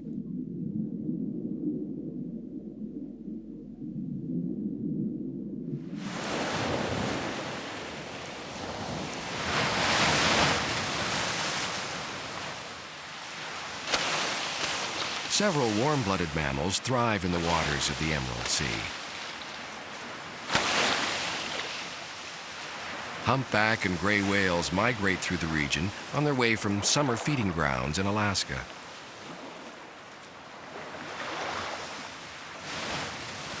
Their journeys are epics of time and distance. They travel thousands of miles to the warm water breeding grounds of Hawaii and Mexico.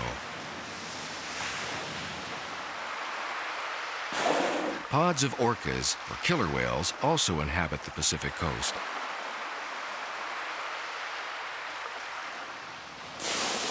Some groups are year-round residents, feeding on fish, such as salmon.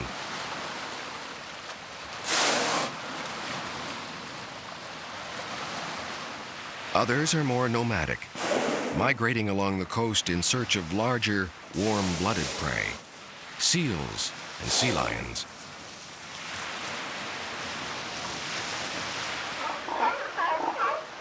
Stellar and California sea lions spend much of their time relaxing along the shores of the Emerald Sea.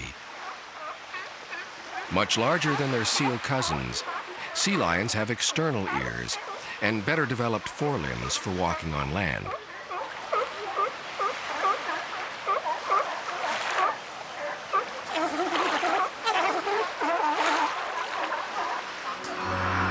These graceful undersea acrobats are quick to show off their aquatic skills.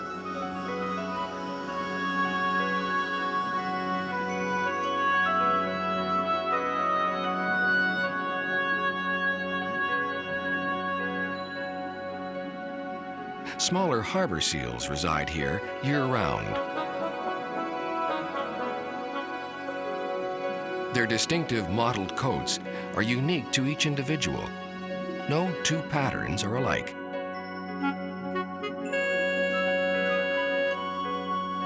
They too are masters of underwater speed and agility.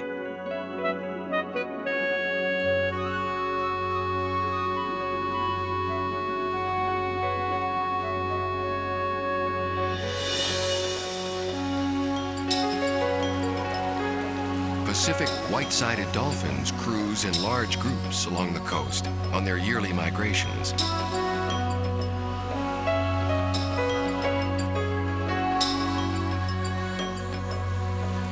In the fall, thousands of them converge on the northern tip of Vancouver Island before heading offshore.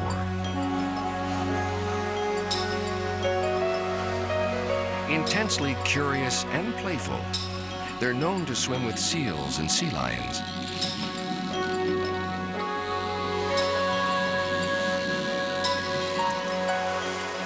Riding in our bow wave, they effortlessly glide through the water.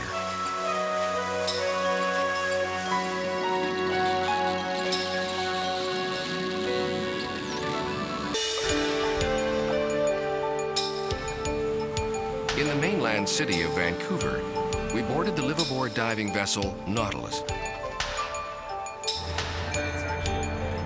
With Captain Mike Lever, we cruised through the Georgia Strait, stopping for exploratory dives in the Gulf Islands and Jervis Inlet.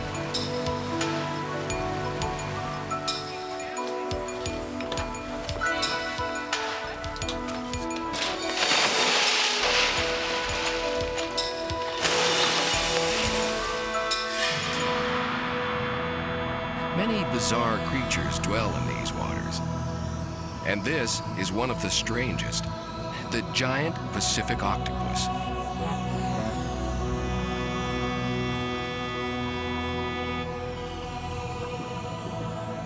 The largest of its kind in the world, this cephalopod can grow to an astonishing 20 feet across and weigh over 150 pounds.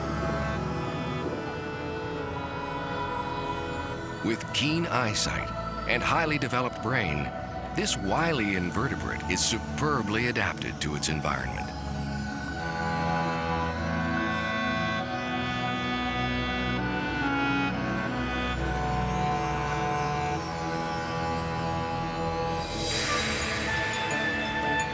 These waters are also home to one of the sea's smallest cephalopods, the tiny rubescent, or ruby octopus. No larger than a clenched fist, this animal is frequently mistaken for a juvenile giant Pacific octopus. They are so small that they sometimes make their homes in bottles or soda cans.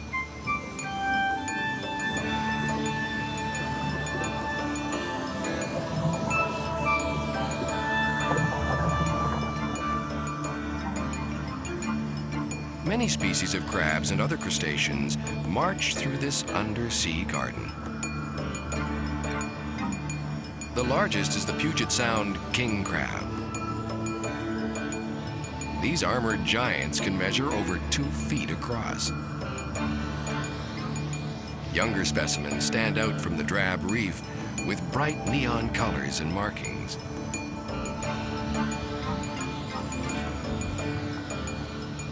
Hermit crabs utilize a novel means of protection from predators. They carry their homes on their backs. They coil their soft, vulnerable abdomens into vacant shells and can retract their entire bodies inside when danger threatens.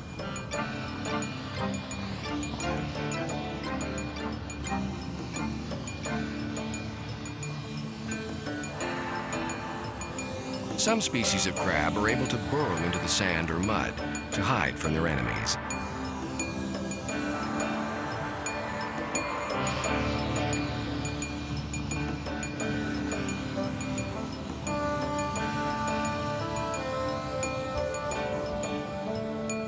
Red rock and Dungeness crabs are popular commercial species that are considered true crabs.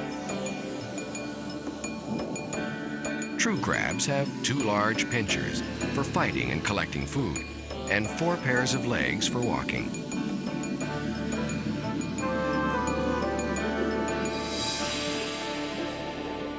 Like crustaceans, a moon snail has a soft body with a hard protective shell.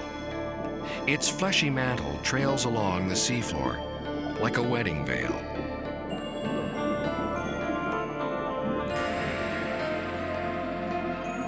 If it weren't for their small size and inconspicuous habits, nudibranchs would be the star attractions of the Emerald Sea. These sea slugs are one of the main families of mollusks. Unlike their cousins, snails and bivalves, they lack a protective outer shell.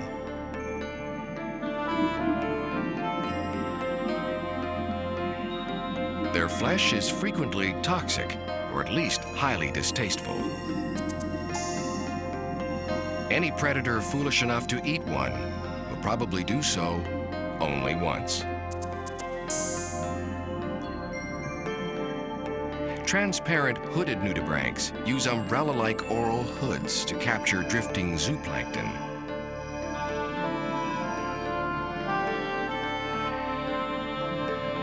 Perhaps the most beautiful and certainly the largest of these animals is the giant nudibranch.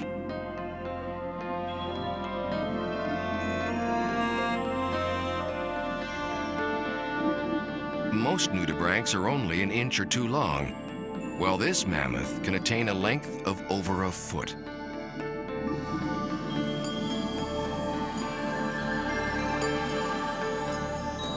This creature has a unique means of avoiding sunflower stars, their main predator.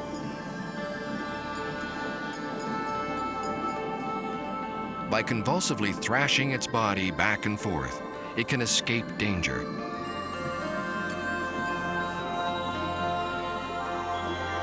Undulating through the water column, its dance is a haunting display of virtuosity.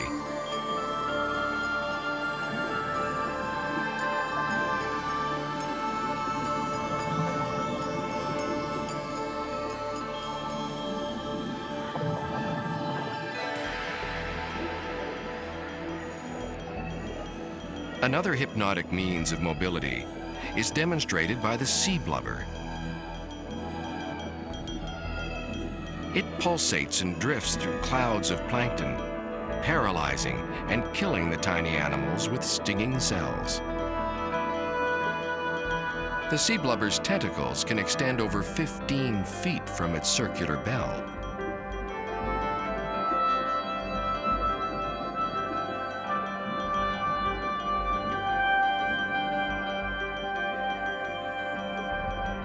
Like trailing kites, stinging arms trap and slowly transport food to the animal's mouth.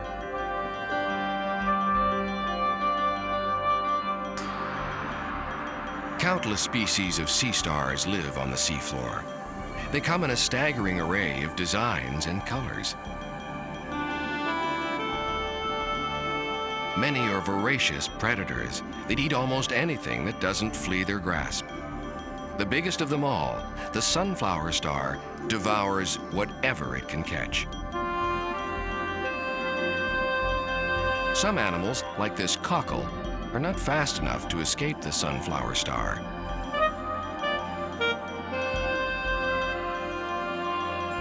But it does have a hidden escape mechanism.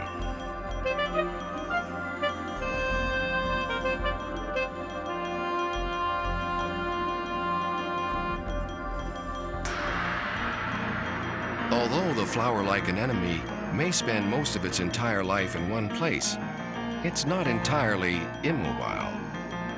If venom fails to discourage a leather star, it still has one trick left in its arsenal of defenses.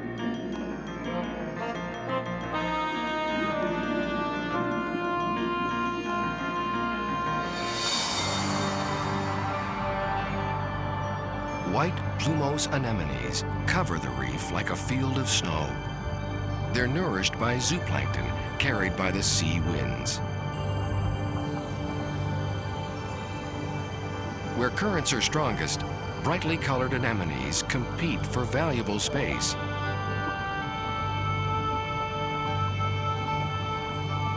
These elongated tentacles are packed with venomous, stinging cells.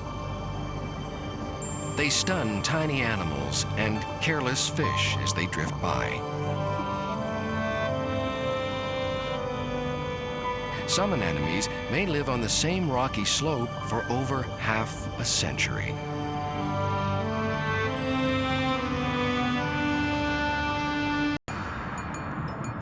This heavily jowled beast is an 8-foot-long wolf eel. Incorrectly named an eel, it's actually an elongated wolffish, the largest of its family.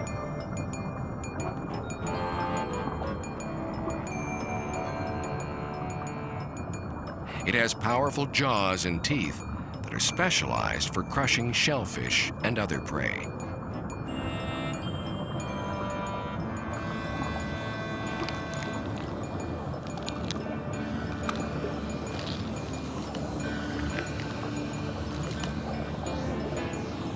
And this is today's dinner, a spiny sea urchin. Sharp spines are no match for the jaws of the wolf eel. Easily tamed with offerings of food, divers can occasionally approach and feed wolf eels. But as with any wild animal, they should not be taken lightly.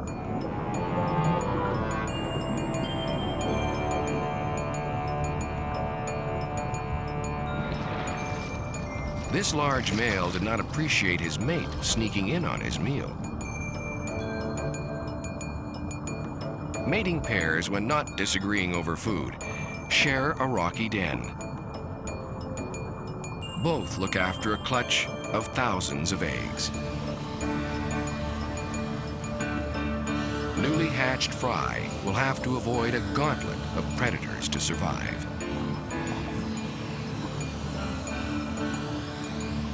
Males are much larger and more distinctively white in appearance. Females have mottled, grayish patterned skin.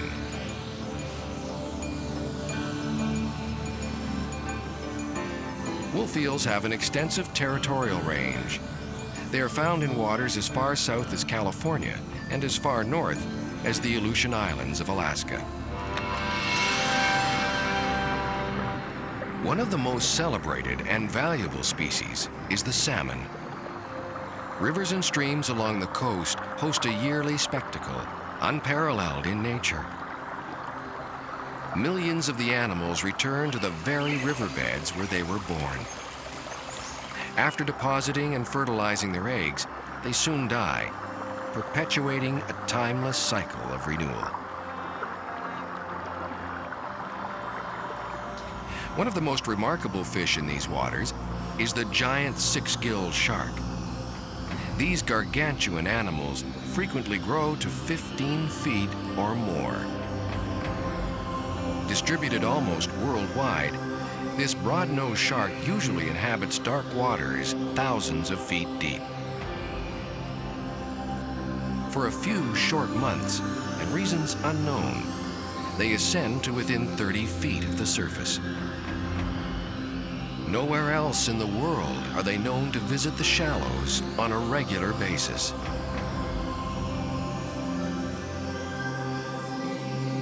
Believe it or not, this strange-looking fish is a close relative of the shark.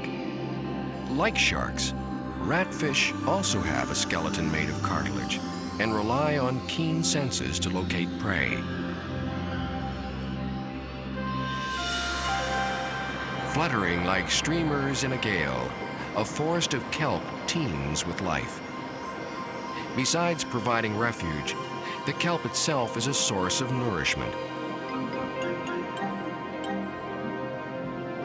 A kelp crab leisurely munches on a succulent frond. Few areas rival these cool, nutrient-rich seas in sustaining such a profuse growth of large marine plants. They are not typical plants. They draw nourishment directly from the water and from the sun through photosynthesis. Instead of roots, they utilize finger-like holdfasts, which anchor their stalks to the seafloor.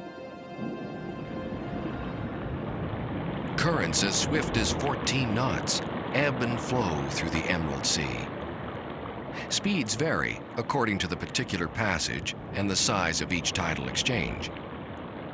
Currents flow one direction as the tide rises, then flow the other way as the tide falls. Between these exchanges is a brief slack period where there's little or no current. All is peacefully still and quiet as the water flow slowly grinds to a standstill. At low tide, the sea level drops enough to expose small landlocked tidal flats and pools.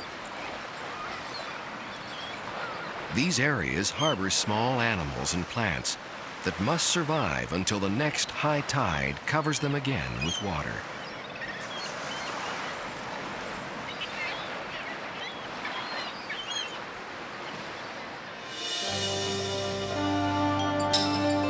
From microscopic zooplankton to massive whales, the infinite complexity of life in the ocean realm is well represented in this amazing sea.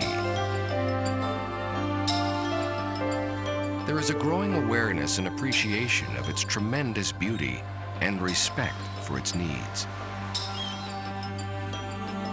There is also a fascination with its mystery, for within its dark vastness, the Emerald Sea holds enormous potential for discovery.